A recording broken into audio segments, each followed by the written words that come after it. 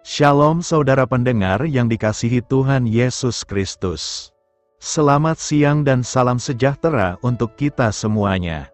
Selamat datang kembali di Renungan Rohani pada siang hari ini. Semoga saudara yang terkasih dalam keadaan sehat selalu, kiranya damai dan sukacita Roh Kudus melimpah di dalam hati dan pikiran saudara saat ini.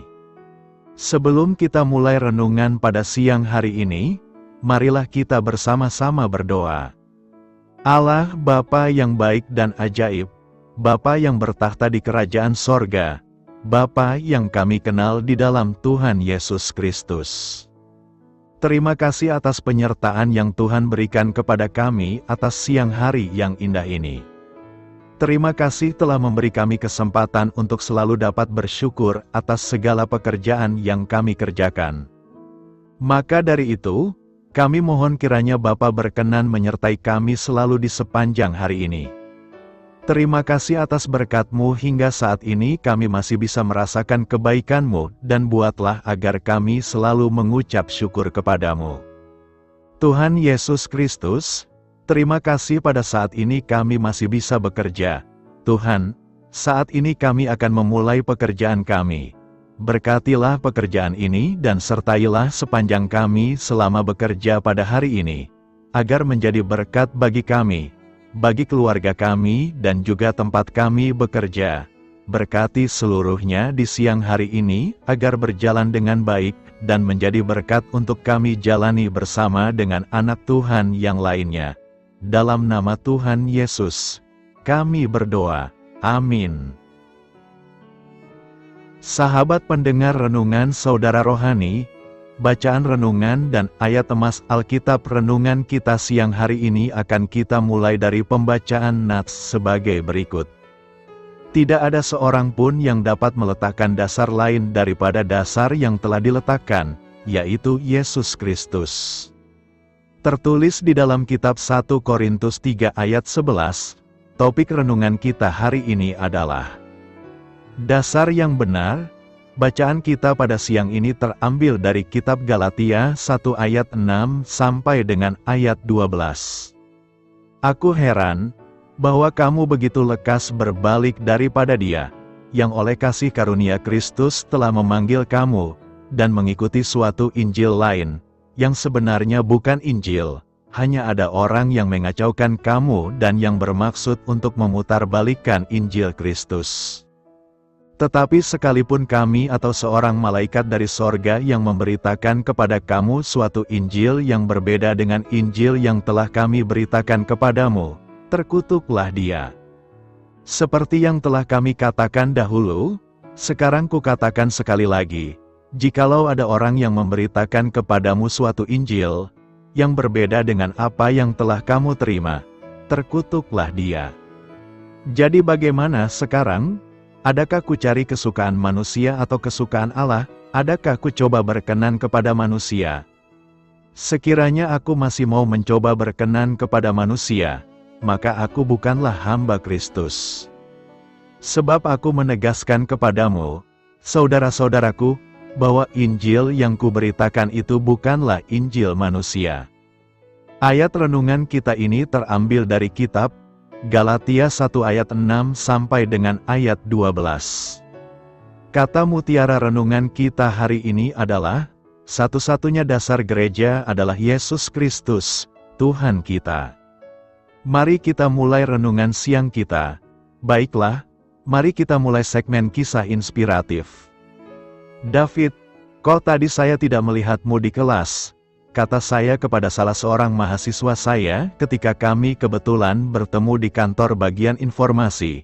Ia memandang saya dengan keterkejutan seorang mahasiswa baru di minggu pertama kuliahnya, dan kemudian tersadar bahwa ia ternyata telah keliru membaca jadwal kuliahnya, sehingga ia masuk ke kelas yang salah. Hal yang lucu ialah memang ada dua laboratorium bahasa. Yang satu dipimpin oleh saya dan yang lain dipimpin oleh dosen lain.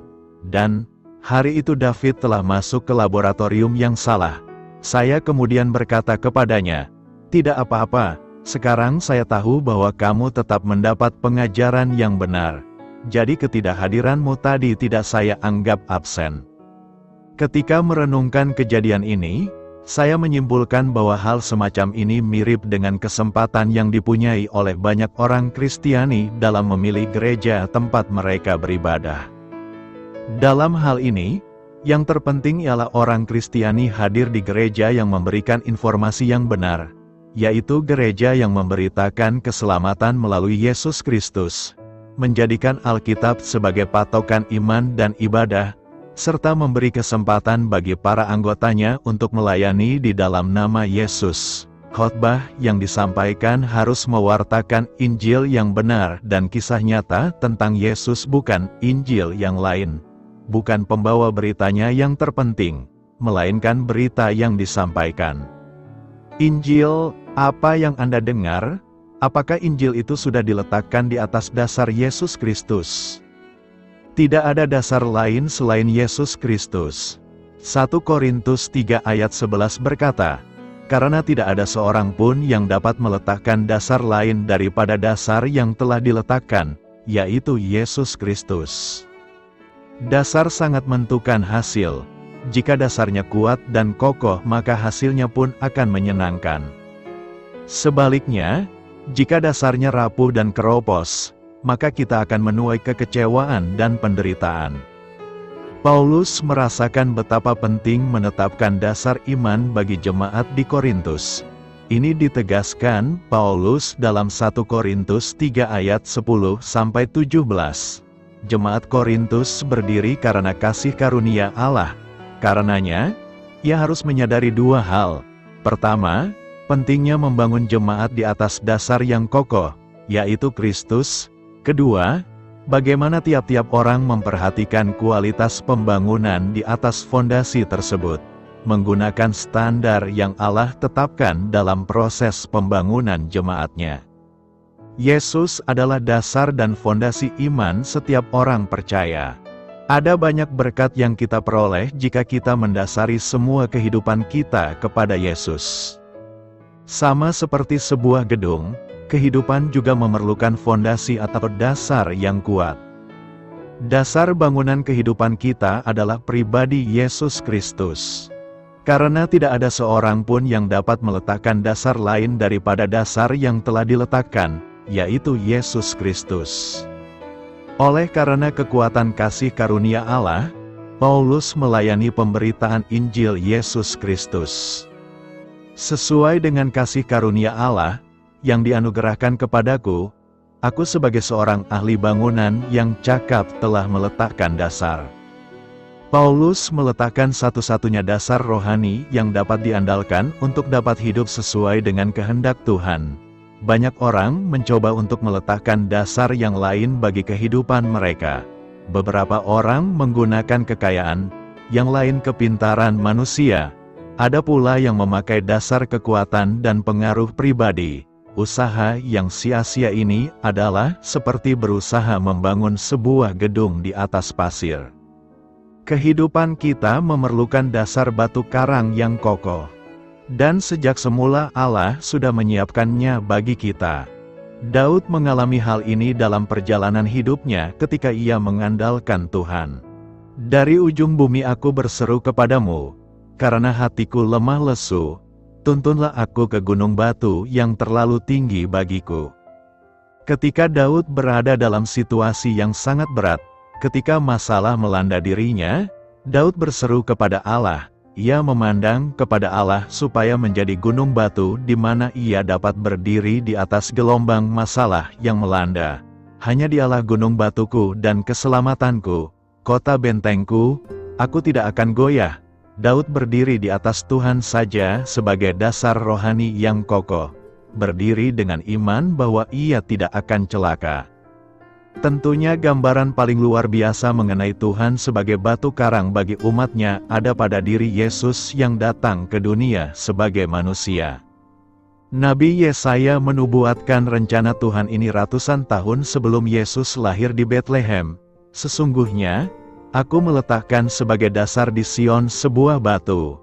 Batu yang teruji, sebuah batu penjuru yang mahal, suatu dasar yang teguh. Siapa yang percaya tidak akan gelisah. Yesus adalah dasar yang terbukti, yang teguh dan yang tak ternilai. Sekarang, setiap orang yang berdiri di atas Dia dalam iman tidak akan gelisah mencari-cari dasar tempat meletakkan kaki mereka. Karena itu, pastikan diri dan hidup kita diletakkan pada dasar yang kokoh, yakni pada diri Yesus Kristus. Kita adalah miliki Kristus. 1 Korintus 3 ayat 22-23 berkata, baik Paulus, Apolos, maupun Kefas, baik dunia, hidup, maupun mati, baik waktu sekarang, maupun waktu yang akan datang, semuanya kamu punya. Tetapi kamu adalah milik Kristus dan Kristus adalah milik Allah. Kata milik dapat dimaknai sebagai kepercayaan. Paulus dalam nas hari ini menegaskan jika kita adalah kepunyaan Kristus. Artinya bahwa seluruh aspek kehidupan kita sudah dimiliki oleh Yesus. Dalam bagian lain Paulus juga berkata, jadi baik hidup atau mati, kita adalah milik Tuhan. Setiap kita adalah milik Kristus. Kepemilikan ini menunjukkan bahwa sang pemilik dapat melakukan apa saja dengan apa yang Dia miliki. Allah adalah Allah yang penuh kasih. Sekalipun Ia memiliki hak mutlak kepada manusia, Allah tetap memberikan kehendak bebas kepada manusia. Namun setiap kehendak bebas yang diberikan Allah tidak boleh disalahgunakan. Dalam arti setiap perbuatan kita akan dipertanggungjawabkan di hadapan Sang Pemilik, yaitu Allah. Untuk itu apa yang kita lakukan harus sesuai dengan apa yang Allah mau kita lakukan.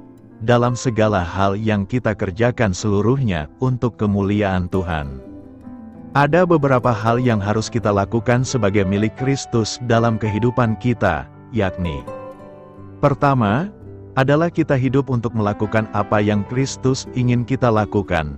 Kita hidup untuk mengerjakan perbuatan yang baik dan semuanya untuk Tuhan. Kedua, sebagai milik Kristus, kita harus menjauhi segala sesuatu yang Allah tidak ingin kita lakukan. Sebagai milik Kristus, biarlah setiap kita sadar bahwa apa yang kita lakukan harus sesuai dengan kehendak Tuhan, dan tidak melakukan apa yang tidak berkenan kepadanya. Pertanyaan berikutnya adalah, apakah dasar dan alasan bahwa hidup kita adalah milik Tuhan? Pertama, kita telah dibeli dengan lunas oleh Kristus. Pengorbanan Kristus di atas kayu salib dengan tubuh yang terpecah dan darah yang tercurah hanyalah untuk membayar serta menebus dosa manusia. Petrus berkata, "Kamu telah ditebus, bukan dengan barang yang fana, bukan pula dengan perak atau emas, melainkan dengan darah yang mahal, yaitu darah Kristus." Rasul Paulus juga menegaskan, "Sebab untuk itulah Kristus telah mati dan hidup kembali, supaya Ia menjadi Tuhan, baik atas orang-orang mati, maupun atas orang-orang hidup." Kedua, kita telah dipanggil menjadi milik Kristus. Sungguh kita bersyukur serta berbahagia menjadi orang-orang yang dikasihi Allah. Kita dipanggil, dipilih serta dijadikannya menjadi orang-orang Kristus.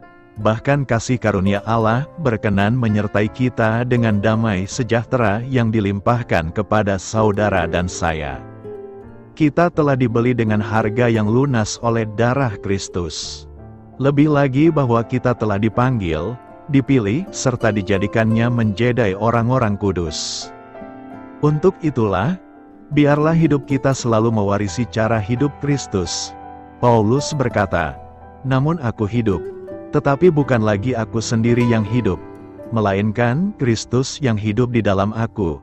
Dan hidupku yang kuhidupi sekarang di dalam daging, adalah hidup oleh iman dalam Anak Allah yang telah mengasihi aku dan menyerahkan dirinya untuk aku. Karena itu, sebagai milik Kristus, marilah kita bertindak, berkata, dan berpikir seperti Kristus." Mari kita bahas kitab 1 Korintus. Penulis 1 Korintus 1 ayat 1 menyatakan Paulus sebagai penulis surat ini. Tanggal penulisan, surat ini diperkirakan dituliskan sekitar tahun 55. Tujuan penulisan, Paulus sendiri yang merintis gereja di Korintus. Beberapa tahun setelah tidak lagi menggembalakan secara langsung gereja Korintus, Paulus mendengar laporan yang tidak baik mengenai jemaat ini, terutama mengenai dosa kesombongan dan percabulan. Saat itu, karunia rohani digunakan secara tidak pantas. Banyak pengajaran yang salah mengenai doktrin utama dalam kekristenan. Paulus menulis surat pertama kepada jemaat Korintus ini dalam usaha mengembalikan mereka kepada dasar yang semula, Yesus Kristus. Ayat kunci, 1 Korintus 3 ayat 3, karena kamu masih manusia duniawi. Sebab, jika di antara kamu ada iri hati dan perselisihan, bukankah hal itu menunjukkan bahwa kamu manusia duniawi dan bahwa kamu hidup secara manusiawi? 1 Korintus 6 ayat 19-20, atau tidak tahukah kamu bahwa tubuhmu adalah bait Roh Kudus yang diam di dalam kamu, Roh Kudus yang kamu peroleh dari Allah, dan bahwa kamu bukan milik kamu sendiri, sebab kamu telah dibeli dan harganya telah lunas dibayar. Karena itu muliakanlah Allah dengan tubuhmu. 1 Korintus 10 ayat 31 berkata, Aku menjawab, jika engkau makan atau jika engkau minum, atau jika engkau melakukan sesuatu yang lain, lakukanlah semuanya itu untuk kemuliaan Allah. 1 Korintus 12 ayat 7 berkata, Tetapi kepada tiap-tiap orang dikaruniakan penyataan roh untuk kepentingan bersama. 1 Korintus 13 ayat 4-7 berkata, Kasih itu sabar, kasih itu murah hati, ia tidak cemburu, ia tidak memegahkan diri dan tidak sombong, ia tidak melakukan yang tidak sopan dan tidak mencari keuntungan diri sendiri, ia tidak pemarah dan tidak menyimpan kesalahan orang lain, ia tidak bersukacita karena ketidakadilan, tetapi karena kebenaran. Ia menutupi segala sesuatu, percaya segala sesuatu, mengharapkan segala sesuatu, sabar menanggung segala sesuatu. 1 Korintus 15 ayat 3-4 berkata, Sebab yang sangat penting telah kusampaikan kepadamu, yaitu apa yang telah kuterima sendiri, ialah bahwa Kristus telah mati karena dosa-dosa kita, sesuai dengan kitab suci, bahwa ia telah dikuburkan, dan bahwa ia telah dibangkitkan pada hari yang ketiga, sesuai dengan kitab suci. Jemaat Korintus saat itu terpecah-pecah. Mereka terkotak-kotak ke beberapa kelompok yang hanya bersedia tunduk kepada pemimpin tertentu. Paulus menasehati jemaat Korintus untuk bersatu kembali sebagai bentuk pengabdian kepada Kristus. Kebanyakan jemaat di Korintus saat itu menyetujui dan melakukan berbagai praktek percabulan. Paulus memerintahkan mereka untuk mengusir orang jahat seperti itu dari gereja. Jemaat Korintus juga saling berperkara di pengadilan. Paulus mengajarkan mereka supaya memilih untuk dirugikan sesama orang Kristen, daripada harus merusak citra kekristenan di mata masyarakat dengan saling berperkara di pengadilan. Paulus juga memberi instruksi mengenai pernikahan dan hidup selibat, makanan yang dipersembahkan di kuil, kebebasan orang Kristen, tudung kepala bagi perempuan, perjamuan kudus, karunia rohani dan kebangkitan. Paulus menulis surat ini dengan menjawab pertanyaan dari surat jemaat Korintus yang dikirimkan kepadanya, termasuk juga menyoroti perilaku mereka yang tidak pantas dan pengajaran sesat yang telah mereka terima sebagai kebenaran. Di pasal 10, Paulus menggunakan kisah perjalanan bangsa Israel di padang gurun untuk mengajari jemaat Korintus mengenai bahaya dari penyalahgunaan kebebasan dan bahaya dari keyakinan diri yang berlebihan. Paulus mengingatkan mereka tentang masih minimnya disiplin diri pada mereka. Dia menyoroti bangsa Israel yang telah melihat langsung mukjizat dan pemeliharaan Allah terbelahnya Laut Merah, turunnya mana dan air dari batu, tapi tetap saja menyalahgunakan kebebasan mereka, memberontak terhadap Allah, dan terjatuh dalam kejahatan moral dan penyembahan berhala. Paulus menyerukan jemaat Korintus untuk belajar dari kesalahan bangsa Israel. Hendaklah mereka menghindari segala jenis percabulan dan hawa nafsu, mencobai Kristus, dan bersunggut-sunggut. Banyak masalah dan pertanyaan dari jemaat Korintus yang masih terkait dengan gereja hari ini. gereja masih dilanda perpecahan, kemerosotan moral, dan penggunaan karunia roh yang tidak pada tempatnya. Surat 1 Korintus ini masih sangat relevan ditujukan kepada jemaat hari ini.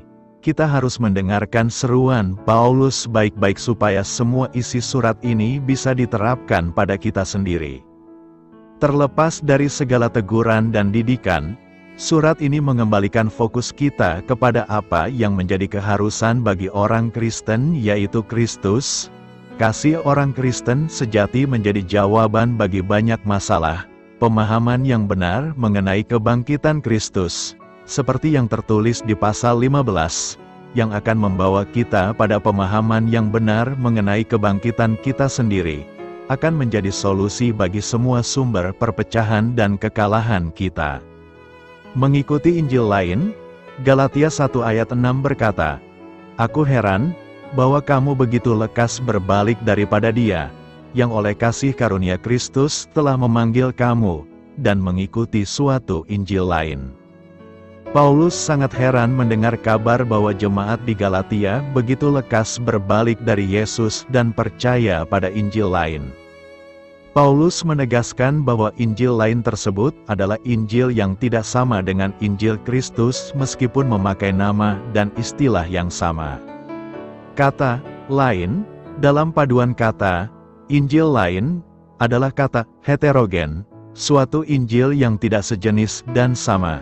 Dengan kata lain, orang-orang yang mempengaruhi jemaat Galatia meninggalkan ajaran yang diajarkan Paulus adalah suatu ajaran yang bertolak belakang dengan ajaran Paulus meskipun memakai nama dan istilah yang sama yaitu Injil. Tetapi isi atau berita yang disampaikan sangat berbeda dan siapa yang mengikutinya tidak akan memperoleh hidup yang kekal. Rasul Paulus sangat kecewa dengan jemaat Galatia yang membelot kepada Injil lain, yang menganggap Injil lain lebih baik dari Injil yang diberitakannya. Tetapi kenyataannya Injil lain itu tidak memberikan hidup kekal. Masa sekarang, masa kebebasan berpendapat, namun ketika pendapat itu berkaitan dengan hidup manusia, kita dituntut bersikap hati-hati. Ketika kebebasan berpendapat menduduki mimbar-mimbar gereja dan kebebasan itu merendahkan dan meremehkan Injil sebagai kebenaran mutlak, di saat seperti itulah umat percaya harus bertindak seperti Paulus, menegakkan kebenaran firman Allah. Apa yang diajarkan Kristus dan para rasul adalah bahwa menjeleng akhir zaman akan semakin banyak penyesat-penyesat menyelusup masuk ke dalam gereja, yang memberitakan firman Allah sebagai sumber keuntungan, wibawa dan hormat. Mereka tidak mengindahkan firman Allah, tetapi memperalatnya demi kepentingan pribadi. Siapakah mereka ini? Mereka bisa saja orang-orang yang sangat akrab dengan kita, para pemberita-pemberita firman dari mimbar, namun bukanlah pengikut Kristus. Mereka adalah para pemakai topeng, para serigala yang berbulu domba, yang telah lama ditetapkan Allah untuk dihukum. Mereka ini akan membelotkan firman Allah demi keuntungan pribadi dan merekalah yang menjadikan gereja sebagai ladang kekayaan dan kemakmuran. Satu hal yang pasti bahwa menjelang akhir zaman setan akan memakai Alkitab, firman Allah, untuk menipu dan memperdaya manusia khususnya mereka yang ada di dalam gereja. Setan akan memutarbalikkan maksud dan arti firman Allah sama seperti yang ia lakukan ketika memperdaya Hawa di Taman Eden. Menjelang akhir zaman setan akan berjaya menipu dan memperdaya manusia dengan memutarbalikkan firman Allah. Di masa sekarang ini, itu bukanlah sesuatu yang mengherankan. Ada banyak pengkhotbah yang mengklaim telah menerima wahyu dan firman Allah untuk diberitakan kepada jemaatnya. Ada begitu banyak orang yang mengklaim telah bertemu dengan Kristus dan bergandeng tangan dengan Kristus. Ada begitu banyak orang mengklaim bahwa ia telah pulang pergi dari sorga dan membawa berita atau misi khusus dari Kristus. Mendengar berita sedemikian hebohnya, berbondong-bondong orang menghadiri pemberitaan itu. Mungkinkah apa yang diberitakan benar-benar firman Allah, atau pembelotan firman Allah? Dari mana kita bisa mengetahui semua klaim itu benar atau tidak? satu-satunya standar yang harus dipakai menguji setiap klaim kebenaran adalah Alkitab itu sendiri. Di luar dari Alkitab tidak ada standar lain. Injil Kristus adalah kebenaran mutlak. Kita harus lebih mempercayai perkataan firman Allah daripada perkataan manusia yang meskipun mengatasnamakan ilmuwan. Allah tidak pernah berbohong dan apa yang diberikan dalam firman-Nya adalah kebenaran yang membawa hidup. Kita harus mempercayai firman-Nya dan jangan memutabalikkannya dengan cara dan tujuan apapun juga. Pemberita firman yang memutarbalikkan firman Allah berada di bawah kutuk dan tidak ada toleransi bagi penyesat. Karena itu, perkuatlah belajar Injil Yesus Kristus dan hindarilah diri kita dari Injil lain. Berbuat baik kepada semua orang. Hakikat berbuat baik bukan semata-mata pada perbuatan baik itu sendiri, tetapi kepada sikap hati di balik perbuatan baik yang dilakukan. Perbuatan baik yang dilakukan dengan sikap hati yang benar akan berdampak sangat positif dan menjadi sebuah kesaksian bagi orang lain. Banyak orang dunia tidak lagi paham dengan kekristenan bukan karena ajaran dan doktrinnya, tetapi pada sikap atau perilaku hidup dari orang Kristen itu sendiri yang seringkali menjadi batu sandungan, egois, dan tidak punya kepedulian. Berbuat baik, terutama di tengah-tengah lingkungan kita, adalah tindakan nyata yang dapat kita lakukan sebagai umat Tuhan dalam kehidupan berbangsa. Firman Tuhan hari ini melalui Rasul Paulus pun mengingatkan kita untuk melakukannya kepada semua orang, terutama kepada kawan-kawan seiman. Dengan berbuat baik, terang kita bercahaya di depan orang dan memuliakan Bapa kita di surga. Kita bersaksi kepada orang-orang yang belum mengenal Tuhan bukan hanya dengan perkataan, tetapi juga dengan perbuatan. Sesungguhnya perbuatan kita menyiapkan jalan untuk kesaksian kita secara lisan. Perbuatan baik memberi kita hak untuk didengar. Berbuat baik seperti apa yang dimaksudkan oleh Paulus? Berbuat baik yang dimaksudkan ialah saling mengasihi, hidup dalam kendali roh, memimpin orang berdosa kembali ke jalan yang benar, bertolong-tolong menanggung beban, dan juga berbuat baik dalam hal berbagi finansial. Secara khusus untuk Galatia 6 ayat 9-10, berbuat baik yang dimaksud dalam konteks memberi bantuan untuk mencukupi kebutuhan jasmani, sosial, dan rohani. Namun ini yang perlu kita ingat, janganlah berhenti berbuat baik, sekalipun pandemi sudah berhenti. Maka berbuat baik artinya memberi bantuan untuk memenuhi kebutuhan yang ada, baik secara materi, sosial, maupun spiritual. Kita tidak asal-asalan berbuat baik. Kita tidak sembarangan baik demi menyenangkan diri sendiri. Namun, kita peka akan kebutuhan mereka yang Tuhan tempatkan di sekitar kita. Perbuatan baik yang relevan dan strategis akan membantu sang pemberi bantuan dan lebih menguntungkan sang penerima bantuan. Dari perikope khotbah hari ini, kita dapat belajar dari Paulus yang menuliskan beberapa prinsip hidup yang benar dengan berbuat baik kepada sesama berlandaskan kasih Kristus, yakni: pertama, kita harus mampu memimpin orang yang salah ke jalan yang benar. Kata memimpin artinya tidak hanya memimpin seseorang yang salah untuk tahu jalan yang benar, tetapi sampai kepada tahap bahwa orang tersebut hidup di jalan yang benar dengan memiliki relasi kepada Kristus. Orang-orang yang memiliki kehidupan rohani dengan relasi kepada Kristus harus mempunyai keberanian untuk melakukan tindakan kasih, untuk membawa orang-orang yang belum mengenal Kristus dan merasakan kasih Kristus kepada Kristus, memimpin mereka untuk hidup di jalan Tuhan. Kedua, kita harus mampu bertolong-tolongan menanggung beban. Artinya bukan hanya menanggung beban yang ada pada kita, melainkan lebih daripada itu. Kita sebagai anggota tubuh Kristus harus rela untuk menolong orang lain dengan merasakan dan membantu untuk mengurangi beban sesama kita, baik kepada sesama kita yang seiman, karena kita adalah anggota tubuh Kristus, juga kepada sesama kita yang tidak seiman, karena kita diajarkan untuk mengasihi sesama sebagai wujud kasih kita kepada Allah.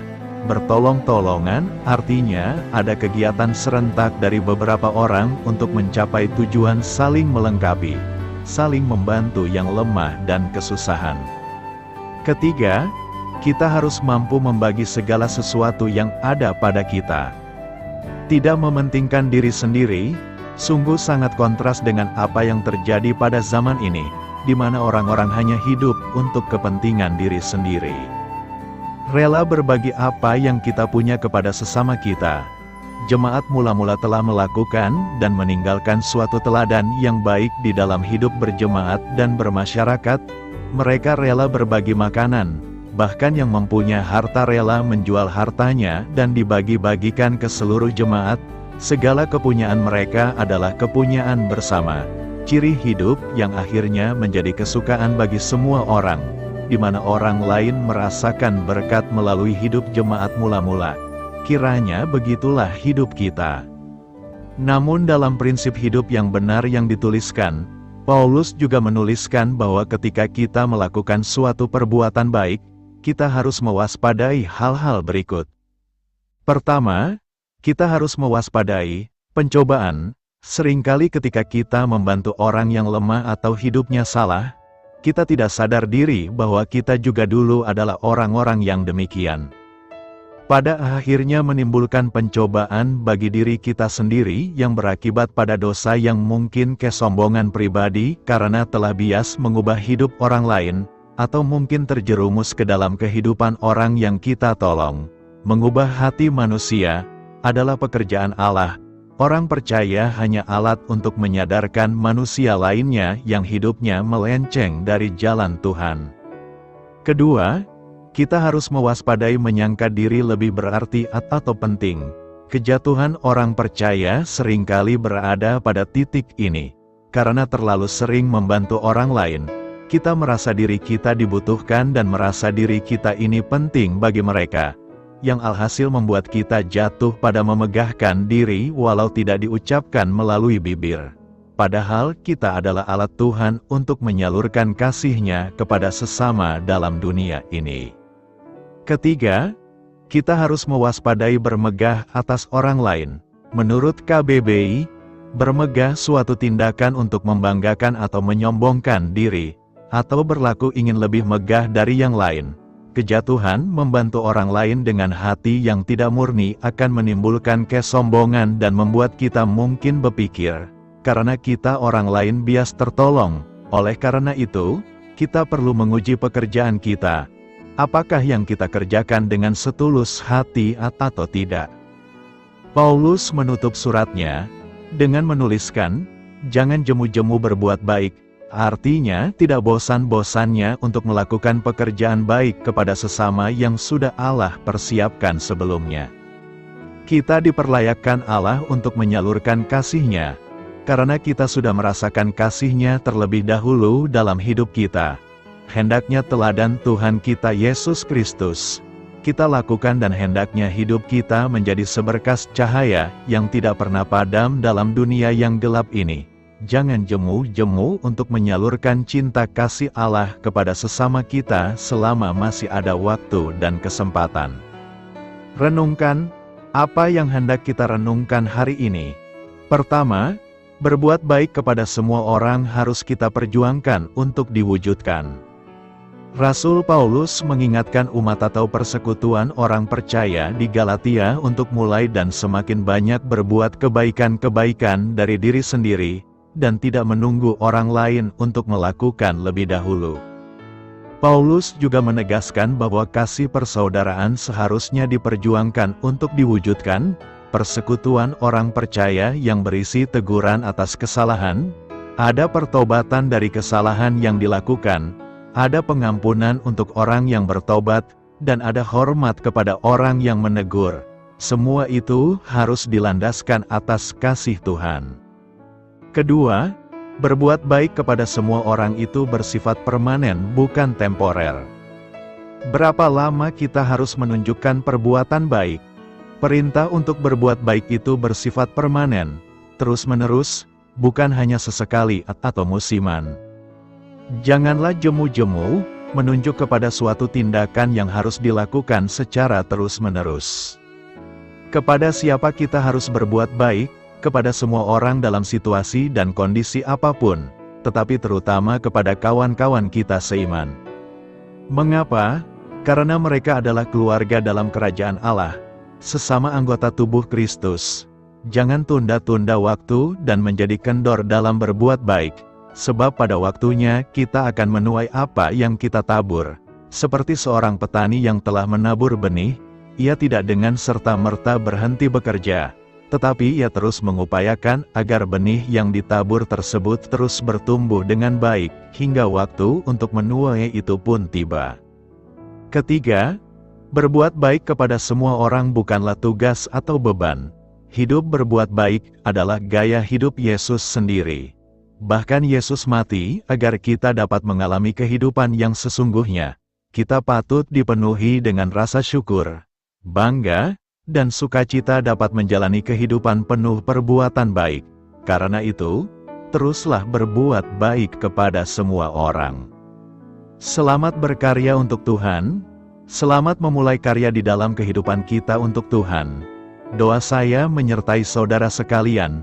Saya memberkati Anda agar sewaktu Anda mencarinya dari Dia, Bapa Surgawi Anda akan memberikan bagi Anda roti harian Anda.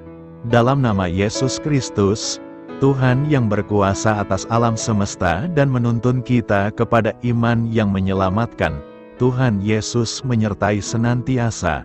Tuhan memberkati. Amin.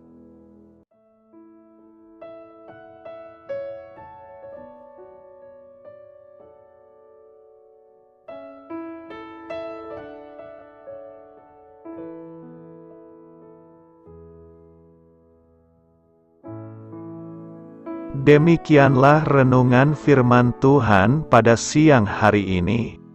Semoga menjadi kekuatan di dalam hidup kita dan menjadikan kita pribadi yang lebih sukses. Sebelum kita memulai aktivitas hari ini, marilah kita berdoa. Bapa kami yang ada di sorga, terima kasih atas kasih dan kebaikan Tuhan yang begitu besar buat kami. Tuntunlah perbuatanku agar di sepanjang hari ini saya bisa bekerja sebaik-baiknya, tidak pernah jemu menolong sesama, selalu ramah dan tahu terima kasih, menghayati iman dan mengamalkannya dengan sekuat tenagaku.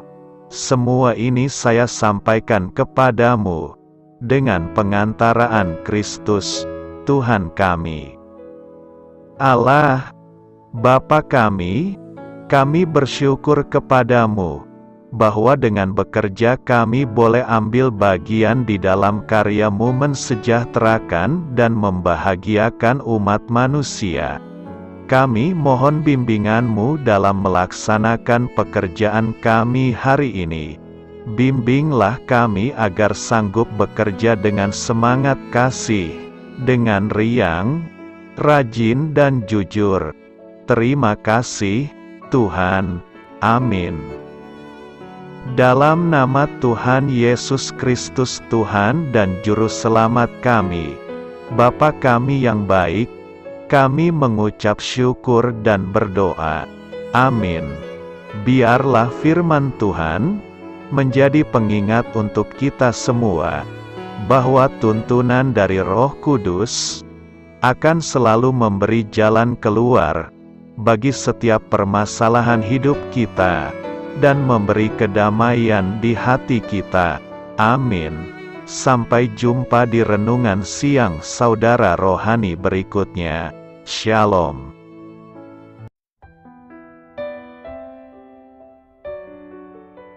Halo untuk semua pendengar saudara rohani yang terkasih di dalam nama Tuhan Yesus Kristus dimanapun berada.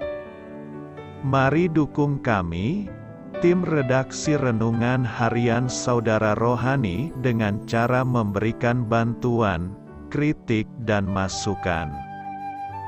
Saudara dapat memberikan masukan melalui kolom komentar di bawah atau mengirim kepada kami langsung melalui email yang tertera di layar Anda.